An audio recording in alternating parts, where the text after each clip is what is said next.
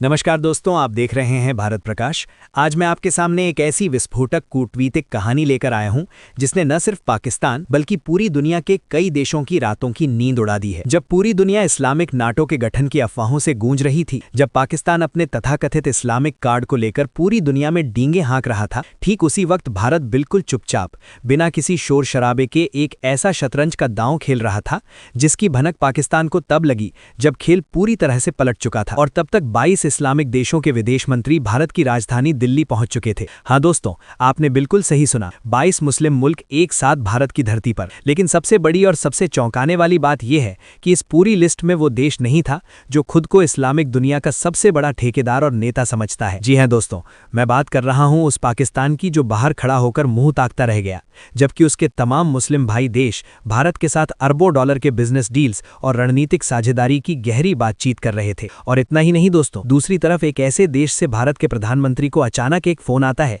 जिसे अमेरिका पूरी तरह से कंट्रोल कर चुका है। यहाँ सवाल सिर्फ ये नहीं है कि वो कॉल क्यों आया, असली सवाल तो ये है कि इस एक फोन कॉल और भारत की इस शानदार कूटनीतिक चाल ने किस महाशक्ति के $60 बिलियन यानी करीब 5 लाख करोड़ रुपए एक झटके में डबो दिए। तो चलिए दोस्तों, आज की इस धमाकेदार अपडेट को पूरे विस्तार से हर एक एंगल से समझते हैं इस वीडियो में। लेकिन उससे पहले अगर आप सच में चाहते हैं कि भारत की ये मजबूत आवाज पूरी दुनिया के कोने कोने तक पहुंचे और हमारा प्यारा देश हर क्षेत्र में पूरी तरह से आत्मनिर्भर और शक्तिशाली बने, तो प्लीज इस वीडियो को एक जोरदार लाइक जरूर करें और सब्सक्राइब बटन दबाकर इस चैनल को अभी सब्सक्राइब कर लें। दरअसल दोस्तों, तारीख थी 31 जनवरी, दिन शनिवार, और जगह थी भारत की ताकतवर राजधानी नई दिल्ली। करीब एक पूरे दशक यानी 10 साल के लंबे इंतजार के बाद भारत की पावरफुल धरती पर एक ऐसा ऐतिहासिक मंजर देखने को मिलने जा रहा है जिसने सरहद के उस पार बैठे पाकिस्तान और बांग्लादेश की नींदें पूरी तरह से उड़ा दी हैं। वे देश जो कल तक पाकिस्तान के घटिया इस्लामिक कार्ड को सच मानते थे, जो पाकिस्तान की झूठी बातों में आटे थे,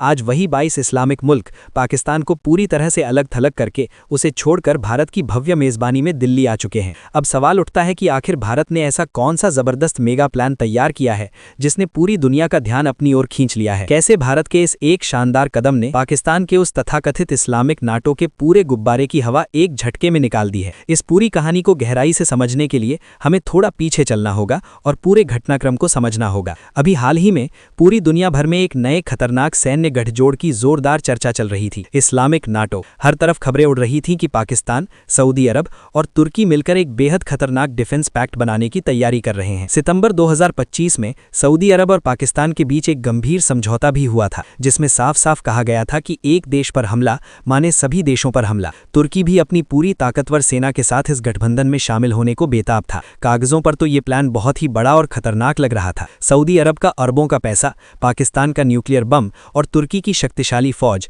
तीनों का कॉम्बिनेशन। पाकिस्तानी मीडिया में तो जश्न का माहौल था, पाकिस्तान का सीना गर्व से फूल रहा था। लेकिन दोस्तों, असली खिलाड़ी और माहिर शतरंज का खिलाड़ी वही होता है जो बिना कोई शोर मचाए, बिना डींगे हाँके चुपचाप अपनी चाल चलता है और पूरी बाजी ही पलट देता है। भारत ने ठीक यही किया, और वो भी बेहद शानदार तरीके से। जब पूरी दुनिया इस्लामिक नाटो की बड़ी बड़ी बातें कर रही थी, भारत ने चुपचाप बेहद धीरज के साथ अपनी ताकतवर डिप्लोमेसी का ऐसा शानदार पासा फेंका कि पूरा का पूरा गेम ही बदल गया। अब वापस आते हैं आज की असली तस्वीर पर और देखते हैं कि हकीकत में क्या हो रहा है। मीडिया रिपोर्ट्स की अगर माने तो 31 जनवरी को भारत अरब लीग के सभी विदेश मंत्रियों की शानदार मेजबानी करने जा रहा है और कई देश तो भारत में पहले ही आ चुके हैं। ये कोई छोटी मोटी मीटिंग नहीं है दोस्तों, एक दो नहीं बल्कि पूरे 22 अरब देशों के विदेश मंत्री दिल्ली में एक ही छत के नीचे एक साथ होंगे। और सबसे बड़ी बात ये कि इस विशाल और ऐतिहासिक महाबैठक की अध्यक्षता खुद भारत और यूएई मिलकर संयुक्त रूप से कर रहे हैं। जरा सोचिए और कल्पना कीजिए दोस्तों, जिस वक्त पूरा मिडिल ईस्ट युद्ध की भयानक आग में जल रहा है,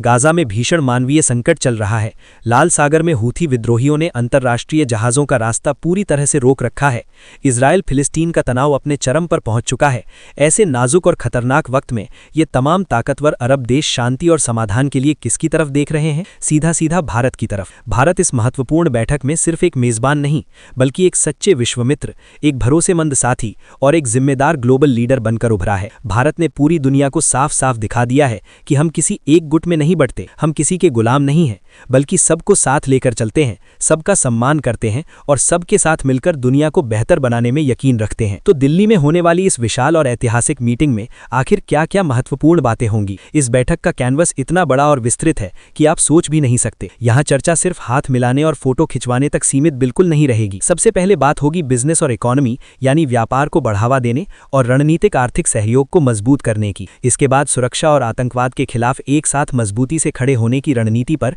गहन विचार विमर्श होगा। लाल सागर में जहाजरानी की सुरक्षा बढ़ाना भी एक प्रमुख मुद्दा होगा, क्योंकि ये भारत के व्यापार के लिए बेहद महत्वपूर्ण है। ऊर्जा सुरक्षा पर भी गहन चर्चा होगी, क्योंकि भारत अपनी कुल तेल और गैस की जरूरत का लगभग 80% हिस्सा इन्हीं खाड़ी देशों से पूरा करता है, तो ये मुद्दा सबसे ज्यादा अहम और संवेदनशील है। साथ ही प्रवासी भारतीयों यानी खाड़ी देशों में काम करने वाले लाखों मेहनती भारतीयों की पूर्ण सुरक्षा और उनके सभी हितों पर मजबूत मोहर लगाई जाएगी। गाजा में चल रहे भीषण संकट और पूरे क्षेत्र की स्थिरता पर भी भारत का संतुलित और जिम्मेदार रुख बहुत मायने रखेगा। इसके अलावा टेक्नोलॉजी ट्रांसफर, रक्षा सहयोग, शिक्षा, स्वास्थ्य और कल्चरल एक्सचेंज जैसे कई महत्वपूर्ण विषयों पर भी विस्तृत चर्चा होगी। जरा इस चौंकाने वाले विरोधाभास को गौर से देखिए दोस्तों। एक तरफ भारत की राजधानी दिल्ली में 22 शक्तिशाली देश मिलकर भविष्य की मजबूत साझेदारी की इबारत लिख रहे थे, नए रिश्तों की नींव रख रहे थे, और ठीक उसी वक्त पाकिस्तान में क्या हालात थे जरा उस पर भी नजर डालते हैं। जनवरी 2026 में ही पाकिस्तान के प्रधानमंत्री शहबाज शरीफ ने अपनी पूरी लाचारी और बेबसी दुनिया के सामने जग जाहिर कर दी। उन्होंने भरे हुए मंच से कैमरों के सामने ये कहते हुए शर्म महसूस नहीं की कि दोस्त देशों खासकर सऊदी अरब और यूएई से बार बार कर्ज मांगना बेहद शर्मनाक है और इससे देश का आत्मसम्मान पूरी तरह से गिर गया है। ये बयान उस दयनीय और शर्मनाक स्थिति की साफ गवाही है जहां पाकिस्तान अपनी अर्थव्यवस्था को किसी तरह चलाने के लिए पूरी तरह से दूसरे देशों की दया और कृपा पर निर्भर हो गया है। जब भारत निवेश, टेक्नोलॉजी और रणनीतिक साझेदारी के अरबों डॉलर की डील कर रहा था, ठीक उसी वक्त पाकिस्तान को अपने पुराने तथाकथित दोस्तों से भी झिड़कियां और अपमान झेलना पड़ रहा था। यही वो कड़वी हकीकत और सच्चाई है जिसने पाकिस्तान के नीति निर्माताओं और सेना प्रमुखों की रातों की नींद पूरी तरह से उड़ा रखी है। अब जरा गौर से नजर डालते हैं उस शानदार गेस्ट लिस्ट पर जिसे देखकर पड़ोसी मुल्कों के होश फाख्ता हो गए हैं। विश्वसनीय सूत्रों के मुताबिक इस ऐतिहासिक बैठक में बहरीन, कतर, मिस्र, UAE, Oman, Sudan, Somalia, Comoros और यहां तक कि फिलिस्तीन और लीबिया जैसे महत्वपूर्ण देशों के विदेश मंत्री या उच्च स्तरीय वरिष्ठ अधिकारी शामिल हो रहे हैं। सबसे खास और उल्लेखनीय बात यह है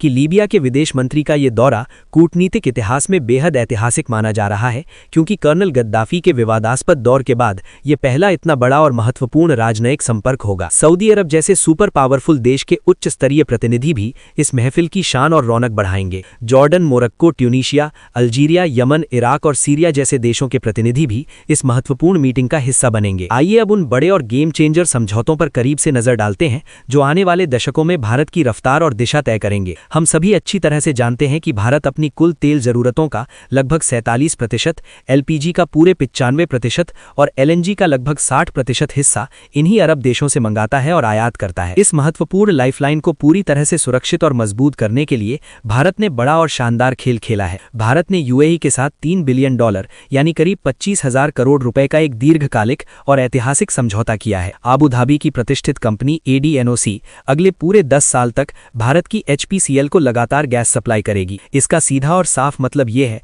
कि दुनिया में गैस के दाम चाहे आसमान छू लें या जमीन पर आ जाएं, भारत पूरी तरह से सुरक्षित और आत्मनिर्भर रहेगा। वहीं दूसरी तरफ कतर, जो भारत का सबसे बड़ा और विश्वसनीय एलएनजी सप्लायर है, उसके साथ रिश्तों की गहराई और मजबूती देखिए। ये वही कतर है जिसने हाल ही में भारत के 8 पूर्व नौसैनिकों को रिहा किया था, जो भारत की एक बहुत बड़ी कूटनीतिक और राजनयिक जीत थी, और इसने दोनों देशों के बीच विश्वास को और मजबूत किया। आज के जटिल जियोपॉलिटिक्स के खेल को अगर गहराई से देखें तो अमेरिका, चीन और रूस जैसी महाशक्तियां अपनी अपनी चालें चल रही हैं और अपने हितों के लिए काम कर रही हैं, लेकिन प्रधानमंत्री नरेंद्र मोदी की दूरदर्शी और संतुलित विदेश नीति ने भारत को ग्लोबल साउथ का असली और सच्चा लीडर बना दिया है। इस ऐतिहासिक बैठक में आईएमईसी कॉरिडोर यानी India middle east Europe economic corridor जैसे गेम चेंजिंग और दुनिया बदलने वाले प्रोजेक्ट्स पर भी गहन चर्चा हो सकती है। अब आती है नेक्स्ट बड़ी और धमाकेदार अपडेट जो भारत और वेनेजुएला को लेकर है, और ये कहानी तो और भी ज्यादा दिलचस्प और रहस्यमय है। वेनेजुएला के राष्ट्रपति ने अचानक पीएम मोदी को फोन किया, लेकिन दिलचस्प बात यह है कि सिर्फ 48 घंटे पहले ही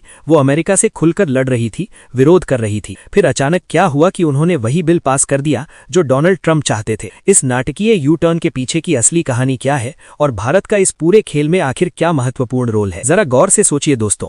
अचानक एक दिन वेनेजुएला की अंतरिम राष्ट्रपति का फोन भारत के प्रधानमंत्री नरेंद्र मोदी के पास आता है। एक ऐसा देश जो अभी गंभीर राजनीतिक और आर्थिक उथल-पुथल से गुजर रहा है, वहां हालात बेहद नाजुक है। वहां से अचानक भारत को कॉल क्यों आई? दरअसल दोस्तों, पर्दे के पीछे एक बहुत बड़ा और खतरनाक खेल चल रहा है जिसके बारे में बहुत कम लोग जानते हैं।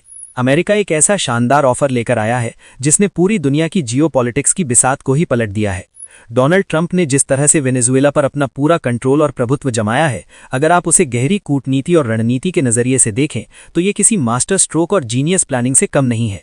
ट्रंप अब खुलेआम और बेबाकी से कह रहे हैं कि हमारी बड़ी बड़ी ताकतवर अमेरिकी तेल कंपनियां वेनेजुएला जाएंगी और वहां से तेल निकालेंगी और अमेरिकी हितों के लिए इस्तेमाल करेंगी। सिर्फ ट्रंप ही नहीं, बल्कि अमेरिकी सेनेटर और विदेश मंत्री मार्को रूबियो भी यही बात बार बार दोहरा रहे हैं। उनका साफ साफ कहना है कि वेनेजुएला सोने की तरह कीमती तेल के विशाल कुएं पर बैठा हुआ है।